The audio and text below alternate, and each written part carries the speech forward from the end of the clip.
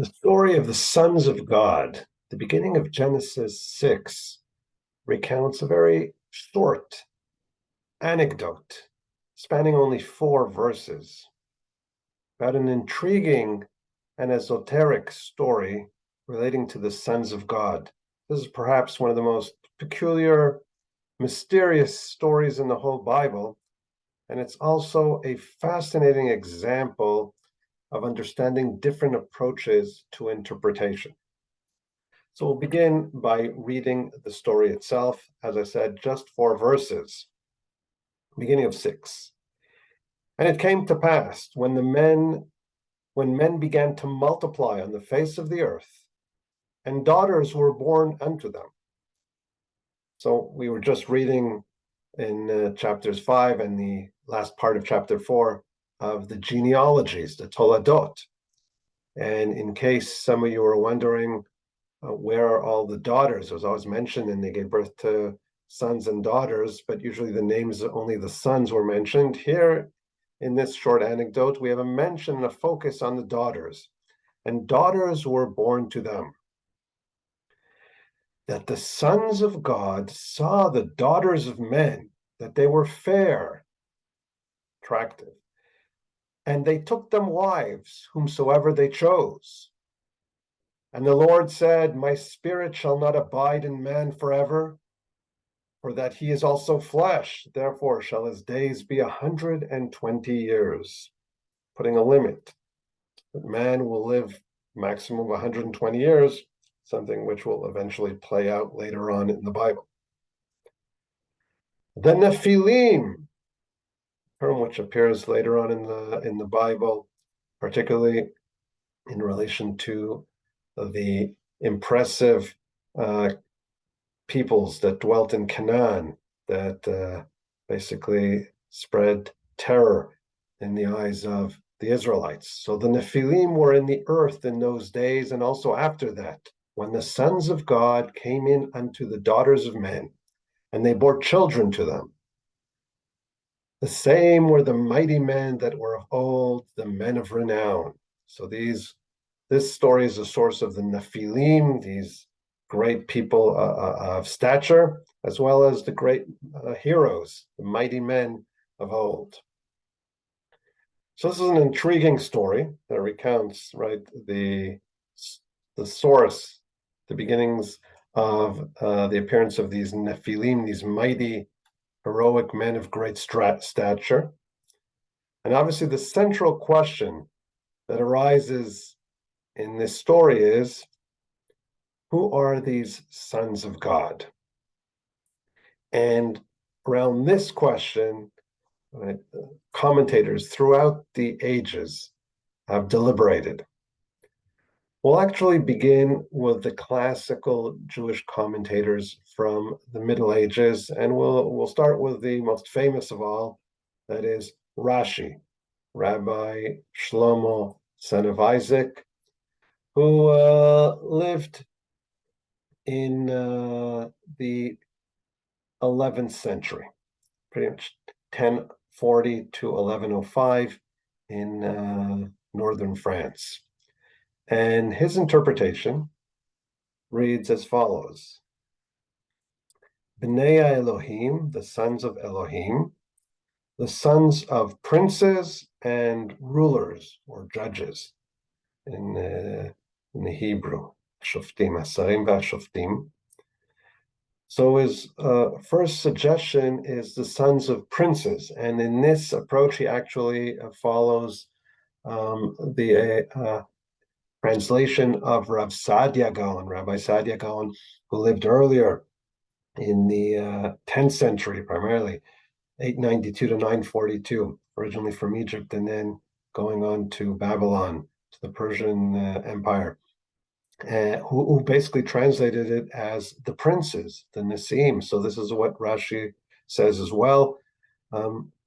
They are called the sons of Elohim, right?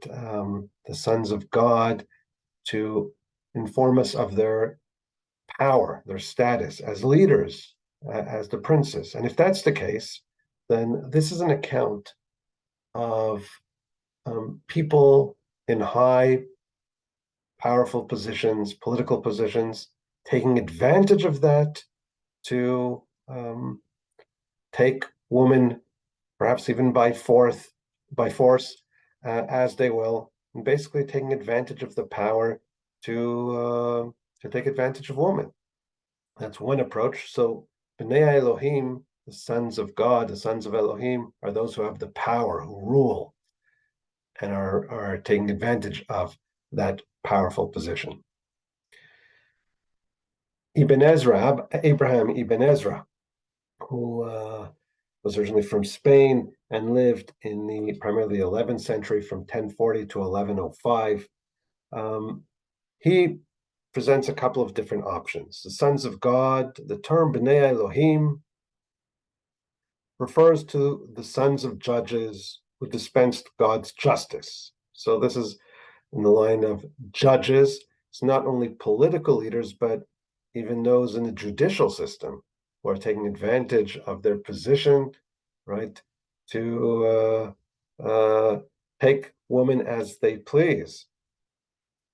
And the term Elohim is indeed used in the Torah, particularly in the book of Exodus and Shmot, according to traditional interpretation, in reference to judges. For example, the rule of the law of piercing the ear of a slave who wants to become an eternal slave is done before Elohim, Viveo Lifnei Elohim, which according to the tradition refers to before the judges, or the prohibition, Elohim lo tekalel, the prohibition to curse. Elohim, according to tradition, also refers to the prohibition of cursing judges. So here, this interpretation has some other parallels in traditional interpretations of the term Elohim as referring to judges, God as judge. So it's used as a metaphor also for judges on earth. And therefore, the sons of judges are taking advantage of their powerful status as judges to be able to manipulate and take for themselves women. Then he continues with other possibilities. We'll continue with others say, and this is a fascinating interpretation, others say that the sons of God refers to the children of Seth, and that the daughters of man refers to women of Cain's family. So this interesting, fascinating possibility relates to an intermingling of the different lineages we saw in our previous lecture in chapters 4 and 5, where there's the lineage of Cain, who was expelled for the murder of Abel, and then there's the lineage of Seth, which is the more spiritual and elected lineage, if you will, the one who's not expelled. And what we see here is an intermingling, according to this interpretation, of the two lines. Those who are meant to be of the elected and leadership, spiritual leadership, are intermingling with the lineage of Cain in such a way that apparently is bringing down the status of the lineage of Seth and bringing them to sin. And then Ibn Ezra concludes, however, it appears to me that the sons of God refers to those who know the will of the Most High. These men chose women who matched them astrologically and physically, hence they produced mighty men. It is possible that they took women even against their will.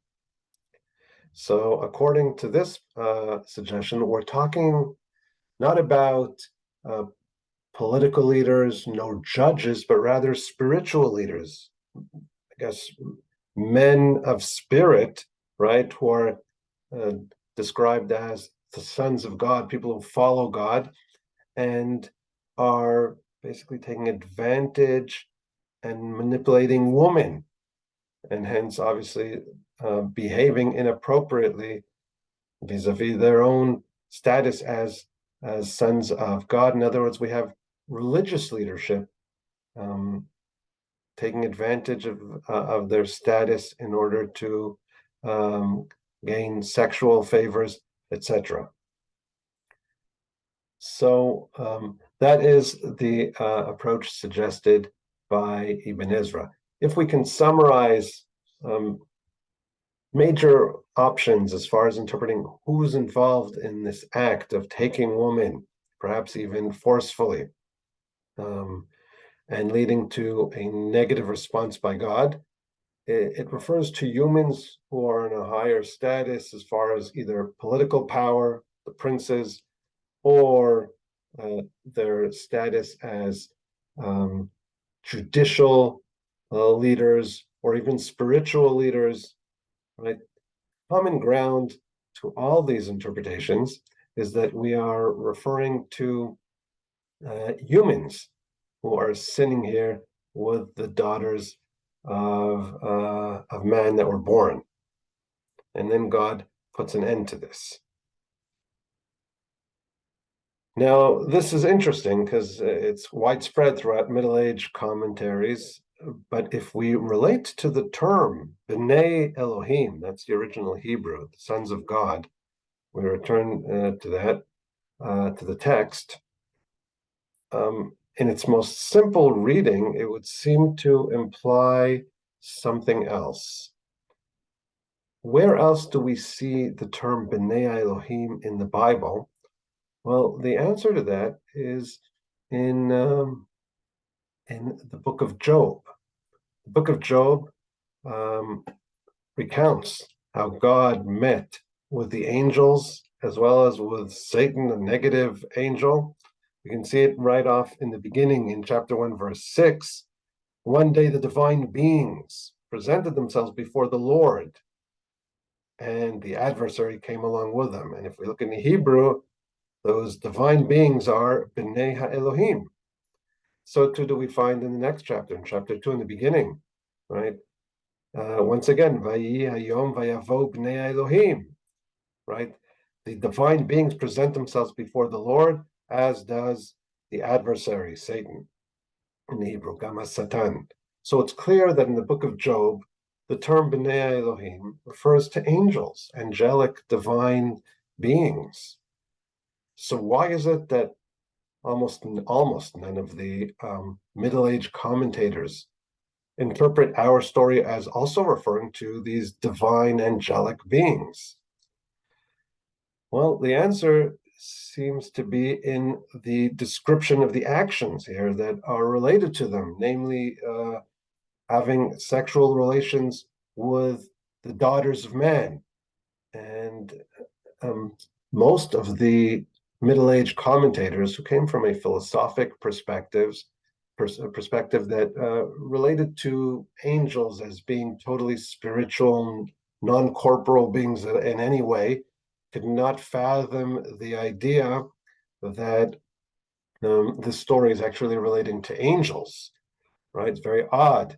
And in fact, it's not only in the Middle Age periods, but even in the earlier times, amongst the classic Jewish sages, there were some who were totally opposed to such a possibility. For example, if we read in Bereshit Rabbah, Bereshit Rabbah or Genesis Rabbah is a midrash that comprises a collection of ancient rabbinical homiletical midrashic interpretations to the book of Genesis.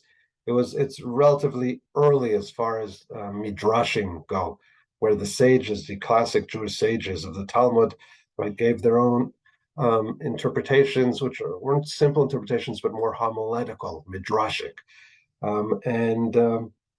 It's according to scholars, it was compiled between the years 300 and 500. And there we read of some of the early commentaries of the sages. And amongst them, we see the famous Rabbi Shimon ben Yochai, also known by the acronym Rashbi, who was a famous scholar, disciple of Rabbi Akiva, who basically lived after the destruction of the temple in the 2nd century in Judea. And listen to what he says regarding this question. Rabbi Shimon ben Yochai curses everyone or anyone who would call them sons of divine being. right? He was totally opposed to the possibility of interpreting this story as referring to angels. And therefore he said that they are judges. He called them judges and cursed anybody who would interpret the term B'nai Elohim here as referring to divine beings. But it's clear that later on in the Bible, B'nai Elohim refers to angels. And what's fascinating here is to note differences between almost a total opposition in the Middle Ages to the possibility that we're talking about angels, to the earliest commentaries that we find that do interpret and approach the story as referring to angels. We'll start with the book of Enoch, Hanoch, Sefer Hanoch. Hanoch is the character mentioned in the lineage of Seth, the great-grandfather of Noach, and there was this book written, and it is probably also quite early, the Book of Enoch, which, according to scholars, was written 300 to 200 BCE, very early. It's an ancient Hebrew apocalyptic religious text ascribed to Enoch, to Hanoch, and it contains interesting material about the origins of demons and Nephilim and the like, and also relates to the flood and the Messiah.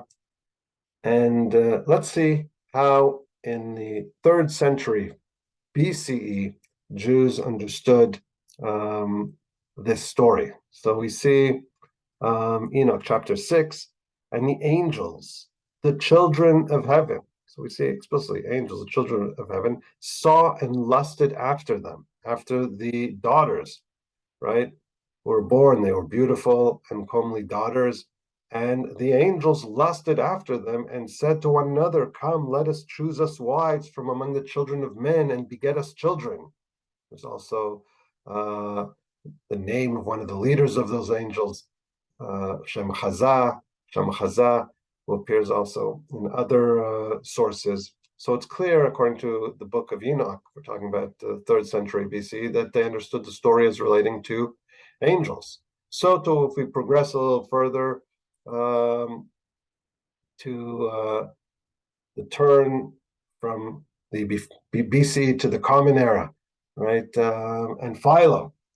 We also see Philo, who was Philo of Alexandria, who lived from 20 BCE approximately, we don't know exact dates, to 50 of the Common Era. He was a Hellenistic Jewish philosopher who lived in Alexandria in the Roman province of Egypt, and he uses allegory very often to harmonize Jewish scripture with Greek philosophy. And let's take a look at how he approaches this story.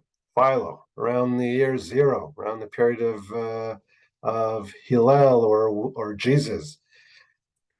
And when the angels of God saw the daughters of men, that they were beautiful, they took unto themselves wives of all of them whom they chose.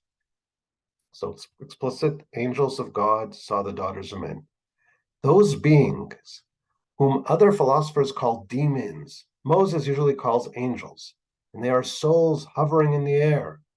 And let no one suppose that what is here stated is a fable, for it is necessarily true that the universe must be filled with living things in all its parts. And then he continues on with his philosophical approach about life in all spheres of the universe. But here, once again, we see also at Philo, around the year 0, that he clearly understood this as referring to angels of God.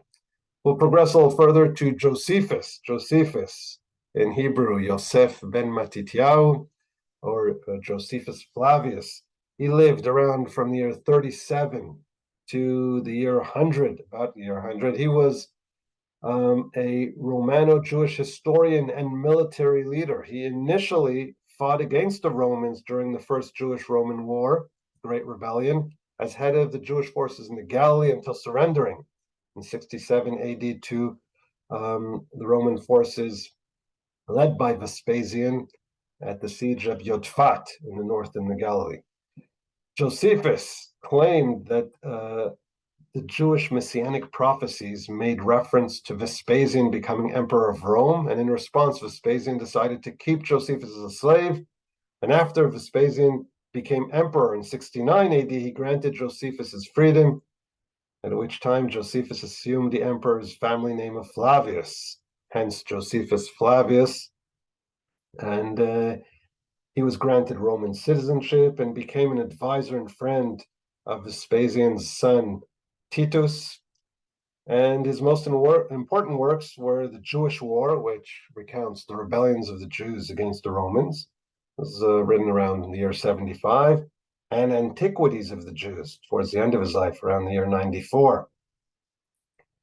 So let us see what Josephus writes in the book of Antiquities. This is chapter 3 of book 1.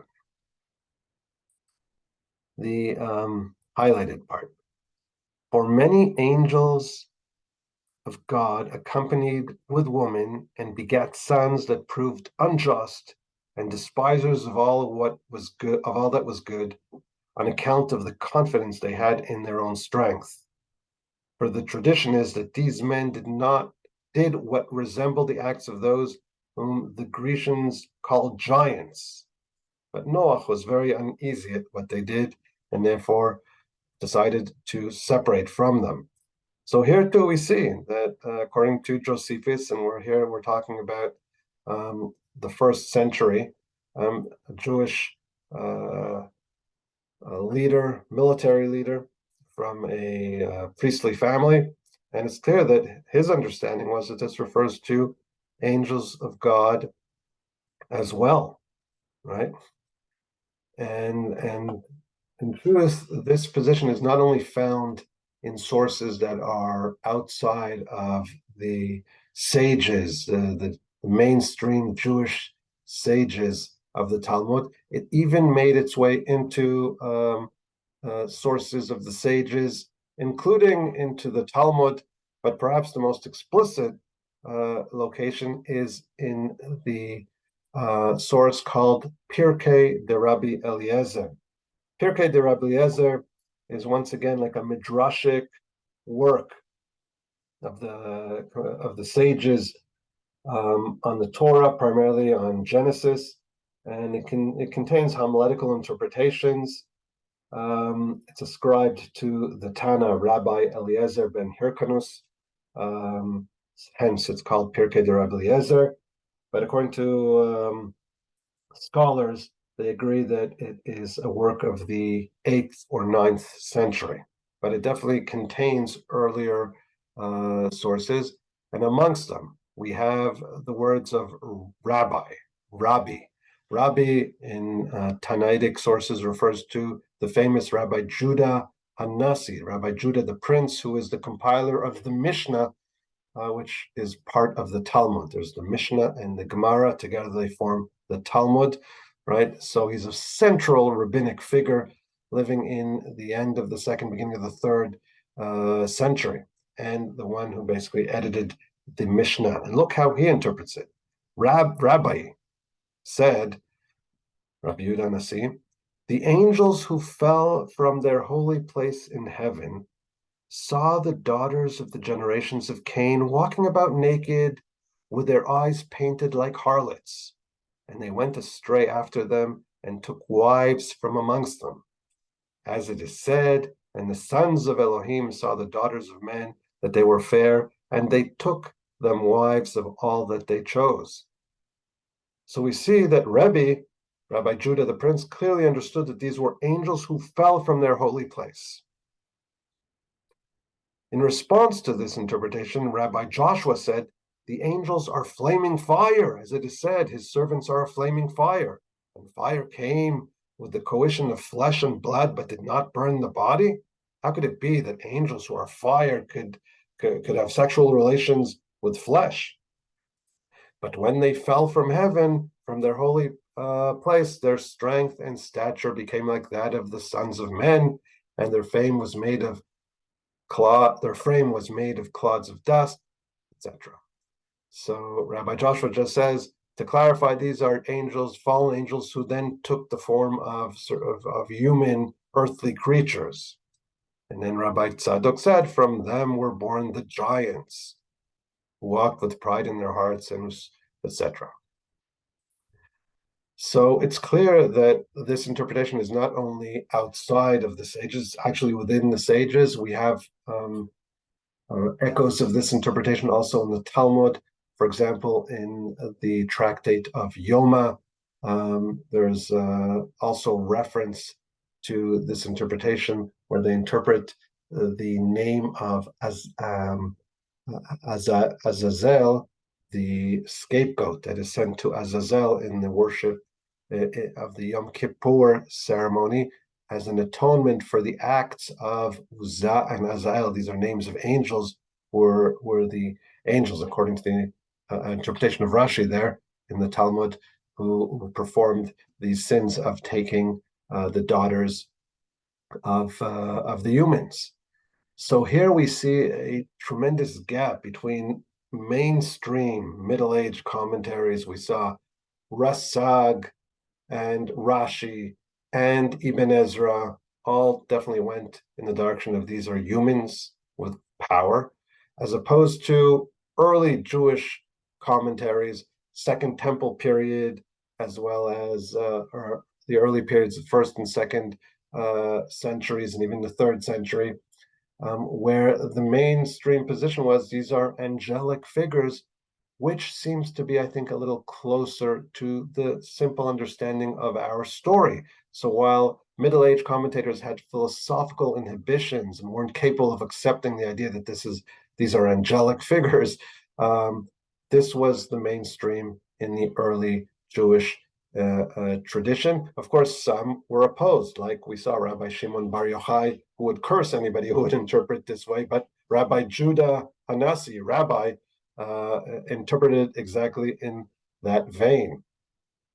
In truth, there is one middle-aged commentator, perhaps one of the greatest of all of them, who did acknowledge that this is the most probable understanding of the story, and that is Ramban, Nachmanides. Nachmanides is the 13th century commentator, originally from Catalonia, from northern Spain, from Girona, and who actually made it to Israel.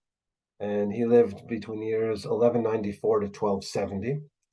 And he cites a couple of interpretations, and then he concludes, nevertheless, after bringing a couple of plausible interpretations, the sons of Elohim may refer to the original sons of Adam and Eve, who were formed by God, didn't have their own parents, but are the sons of God because they were created by God and had no parents.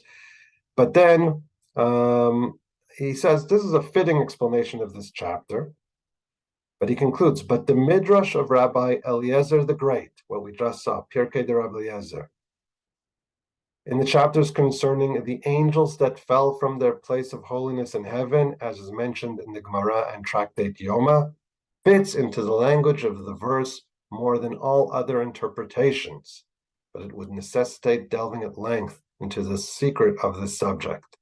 So Nachmanides, Ramban, concedes that the simple understanding is we are talking about some fallen angels here. Now, if that's the case, what is the purpose of this indeed peculiar story, right, which depicts angels as sexually assaulting, taking by force and raping the daughters of men, and from them coming forth men of stature, men of power, called the Nephilim? It sounds very mythological. And also, as we saw in Philo and others, it seems to parallel traditions about giants and what we find in totally different culture, Greek mythology, for example. What would such a story be doing in Genesis? One modern commentator, Suto, was a professor of Bible and a rabbi, an Italian rabbi. He suggested that this story is actually a polemic, an argument against those traditions that said that there were earthly beings that were a combination of the divine and the mortal. What we find in mythologies and, of course, in Christianity as well, comes Cassuto and says, here, this story wants to say that indeed there once was such a phenomenon of an intermingling between angelic and earthly, but it came to an end in the flood, which is the story that immediately follows our short anecdote. But I want to propose, even if I agree with the main gist of Cassuto's proposal, I want to say that this story fits very well into what we find in the beginning of Genesis. I believe that the essential point of this short anecdote is to state that there is no longer this possibility of gapping that border between the divine and the earthly, and therefore God says this intermingling will not happen anymore, and humans will only live till 120 years. Now, these statements, I think, remind us of what we see in the story of the Garden of Eden. In the Garden of Eden, right, the tree of life was taken away from man's reach, and it resides with the Ruvim, the cherubim, with the angels, and humans can no longer access it, and they were expelled from the Garden of Eden. Basically, man in the Garden of Eden story, after sinning, is determined to be a mortal who will return to dust. For dust you are, and to dust shall you return. And there is an impenetrable boundary. Men cannot reach the tree of life. Men cannot access the Kruvim. The tree of life resides in the angelic domain. But the Garden of Eden story only said that men could not access the angelic. What about the opposite? Can the angelic mingle with the earthly? And I believe that's exactly what our story is recounting, that the sons of God saw the daughters of men and therefore wanted to mingle with them, and therefore came down and intermarried with them, and hence humans didn't reach the divine, but the divine reached the human. And this story puts an end to this as well. This is, if you will, the flip side of the Garden of Eden, creating a boundary, preventing the divine from mingling with the earthly, with the humane. And hence, this continues the motif of the separation of heaven and earth, right? Which is, of course, what we find right in the beginning. In the beginning, God created heaven and earth, shamayim va'aretz. And what I want to propose that we find here in the early narratives of Genesis is the creation of that clear boundary, right? Which distinguishes between the divine and the earthly and the humane, right? And as Cassuto said, this is something which was very prevalent in mythological thought and in other religious thoughts, definitely in Christianity, right? And according to this interpretation, this is exactly a polemic against such a possibility.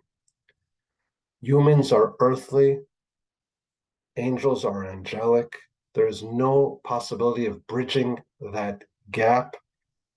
And Torah, in the book of Genesis, establishes from the very beginning the fundamental and impassable gap between the divine and immortal, and the earthly.